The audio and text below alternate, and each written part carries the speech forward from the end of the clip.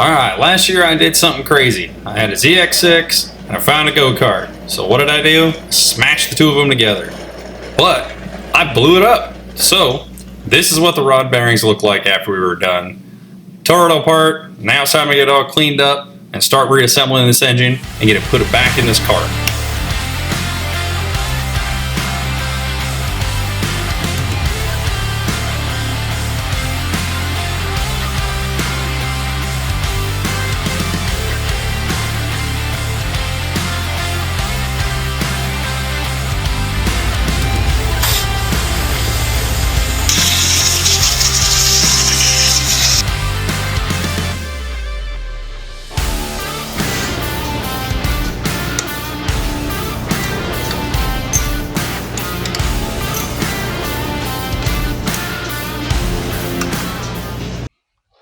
Alright, everybody has their own way of doing things.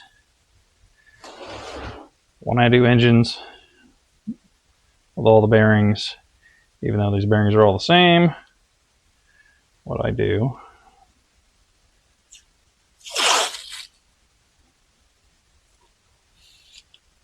take this masking tape, I lay everything out.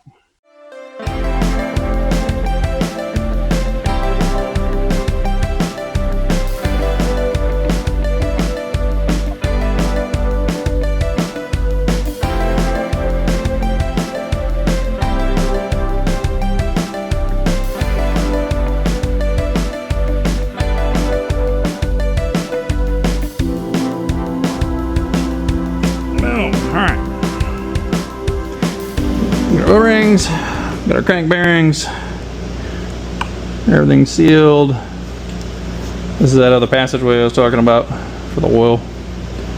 So this is also a cavity that's meant to catch any of that excess sealant. So we got to make sure that we didn't get any in there.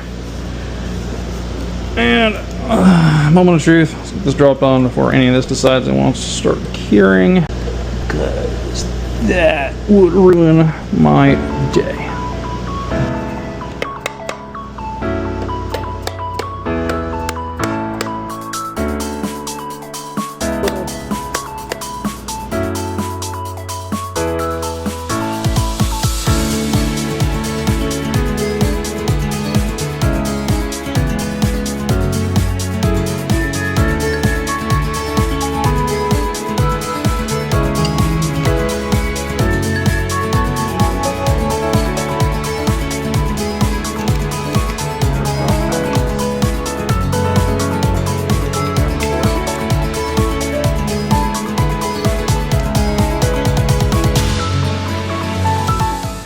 Alright, it's time to put this transmission back in. This thing's starting to look like an engine. Nice thing is about these transmissions is they're cartridge transmissions, so instead of having to split the cases to take this thing out, it actually just slides in from the side, which is super handy, I guess, if you happen to blow the transmission up with the engine of the bike.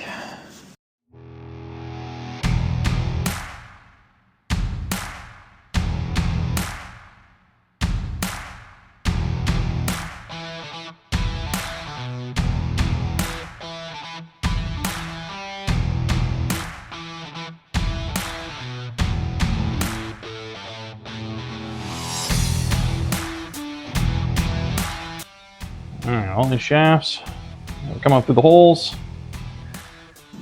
The two little shifter rods that go in these ones. That'll help lock everything in place. And once this is in, and that bearing is going to go here for the shifter assembly. There's really not much to this little closeout cover. You just drop it in, make sure it's all the way down on the bearings, which it's not. There we go. And I'm gonna have to go look up and see if it's working.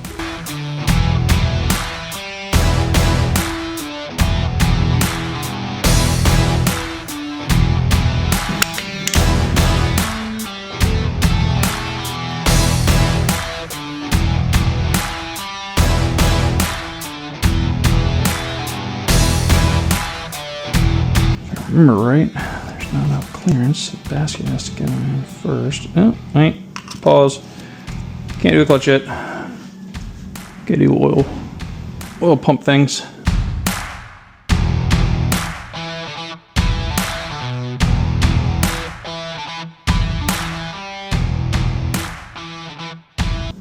Interesting thing is, the thing that we noticed first is we didn't hear any noise.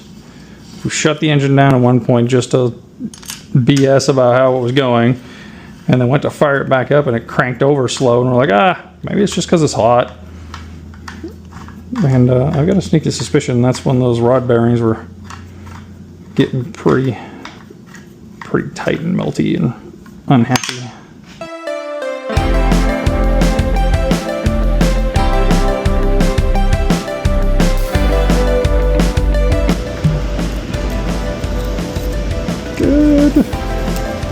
Good.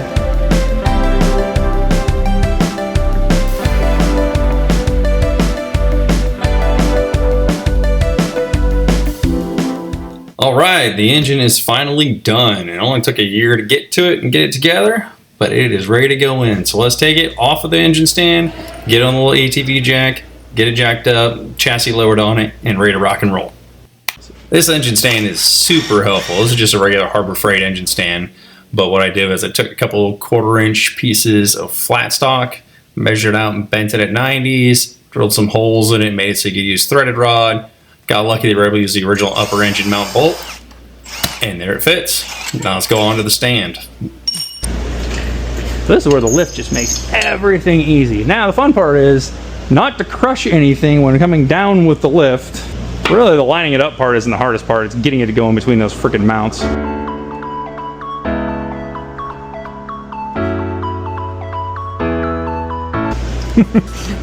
Can you see how much fun it was trying to make this thing fit?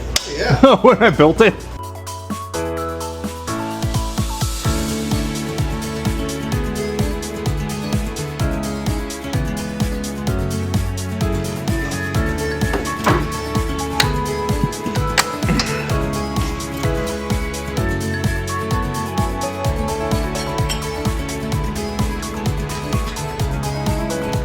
All right, here it is.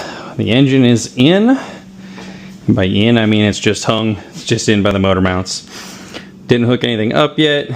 That'll be next episode.